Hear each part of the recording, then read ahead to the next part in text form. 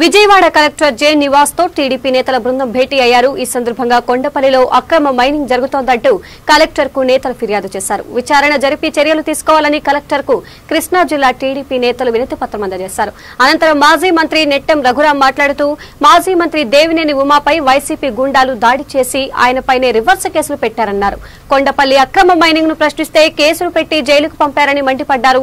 Reserve forest లో అక్రమ mining చేయడం దారుణమన్నారు. కొండపల్లి అక్రమ మైనింగ్ లో ప్రభుత్వ పెద్దలకు వాటాలు ఉన్నాయని ఆరోపించారు. అధికారులు చూస్తూ ఉండడం తగదన్నారు. అక్రమ మైనింగ్ పై విచారణ జరిపి చర్యలు తీసుకోవాలని కలెక్టర్ ను కోరినట్లు తెలిపారు. ఆ కమిటీకి నేను నాయకత్వం వహిస్తున్నాను. ఇంకా 10 మంది పెద్దలు ఉన్నారు అక్కడ.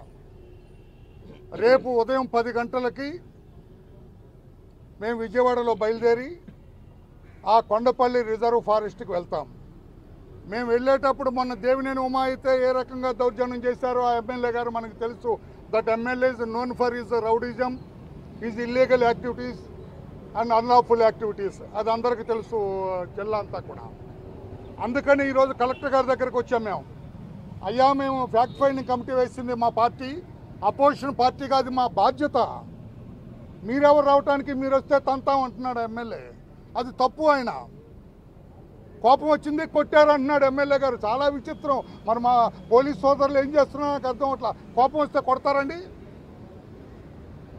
మా సీఎంని అంటే కొట్టమా మేమంటున్నారు. ఇది ఎక్కడ చట్టం? ఇది రాక్షస చట్టమా? ఆయన ప్రెస్ స్టేట్మెంట్ ఇచ్చినాడు ఆయన ఎమ్మెల్యే గారు. మా సీఎంని అంటే మేము ఊరుకుంటామా? బాధేశారు మా వాళ్ళు అంటున్నారు. అది సరే, పోలీస్ యాక్షన్ అది వాళ్ళు చూసుకుంటారు. రేపు ఉదయం 10 గంటలకు వెళ్తున్నాం. అయ్యా అక్కడ దౌర్జన్యకరమైన శాసనసభ్యుడు ఉన్నాడు కనుక మీరు కూడా మా అఫీషియల్ టీం ఒకటి పంపండి. ఇదే ఎజెండాగా పెట్టుకున్నటువంటి ఈ ముఖ్యమంత్రి ఇవాళ వాళ్ళ మంత్రులు ఇష్టం వచ్చినట్టు మాట్లాడుతూ ఉన్నారు. మరి జరిగినటువంటి సంఘటన మీద మరి అక్కడ ఉన్నటువంటి స్థానిక శాసనసభ్యుడు వసంత కృష్ణప్రసాద్ గారు కరెక్ట్గా 20వ తారీఖున సమావేశం పెట్టి దేవినేని ఉమామహేశ్వరరావుకి పత్రికాముఖంగా చెప్తున్నాను, దేహశుద్ధి చేస్తానని చెప్పి మరి రాళ్లతో దాడి చేయించింది విషయం వాస్తవం కదా. తగిన మూల్యం చెల్లించుకునే రోజు ఉంటుంది. మీ ఇష్టం వచ్చింది కదా అని మీ ఇష్టం వచ్చినట్టు వ్యవహరించినా, అలాగే కొంతమంది పోలీస్ అధికారులు కూడా వాళ్ళకి తొత్తుల్లాగా వ్యవహరించిన తగిన మూల్యం చెల్లించుకునే రోజు దగ్గరలోనే ఉందని కూడా సంబంధిత అధికారులకు కానీ ఈ ప్రజాప్రతినిధులకు కానీ తెలియజేస్తున్నాం.